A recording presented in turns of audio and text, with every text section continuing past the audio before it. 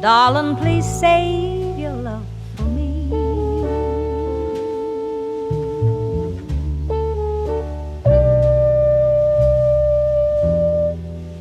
Run away. If I were wise, I'd run away. Nancy Wilson was an American singer and actress whose career spanned from 1956 to 2011. Very early in her career, she met Cannonball Adderley, who was a saxophonist who helped her kickstart her career. Specifically, she targeted his manager to help her get started. In 1960, her debut single, Guess Who I Saw Today, was so successful that her label, Capitol Records, released 5 albums over the next 2 years of her music. Her career ticked over quite nicely, it would seem. In the 1980s, she was popular in Japan and she recorded there quite a bit. She did quite a bit of acting and I think presenting as well over the years.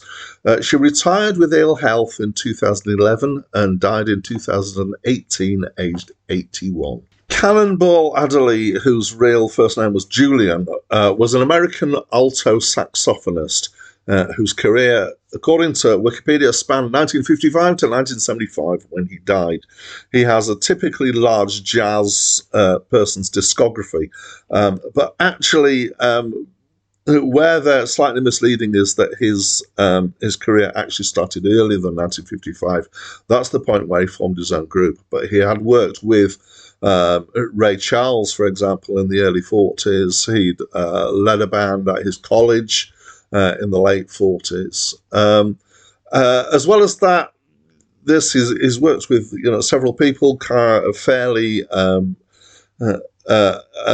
prominently. Worked with Miles Davis on the album Kind of Blue, and with other people as well. And there are some people who've been fairly consistent in his career, particularly Nat Adderley, who was his brother, who played trumpet and cornet.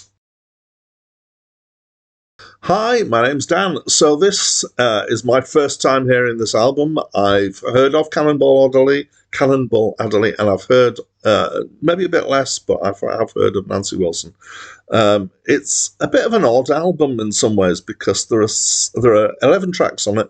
6 of them are songs featuring Nancy Wilson. The other 5 are instrumentals featuring Cannonball Adderley. And I think he appears in some of the backing of some of the songs as well. So he's playing saxophone. His brother Nat is on cornet. A guy called Joe Zawinul, I'm not sure how to pronounce it, was on piano, who was also a fairly prominent jazz person. And there's drums and a bassist. And I would describe this as vocal jazz or jazz standards or something like that. It's definitely at the popular end of jazz. It's very acceptable and pleasant to listen to. It's not experimental. It's not, Miles Davis-like electronic jazz stuff.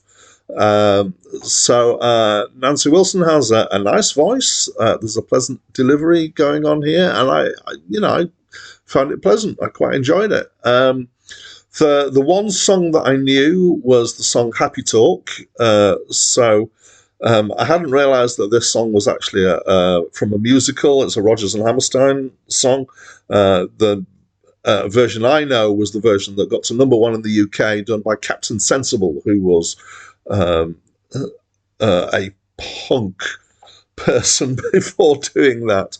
Another track that I really particularly like is A Sleeping Bee, which is quite nice. It's the last track on the album. So overall, I found it quite a pleasant album. It was a nice listen. I wouldn't rave particularly over it. I don't feel a need to go out and get a copy, but I certainly wouldn't object to hearing it again. So that's what I think of this album. I'd love to know what you think. As always, I'm going to invite you to write whatever you feel about this album and my review in the comments box. And that's it from me for now. Happy talk, keep talking happy talk.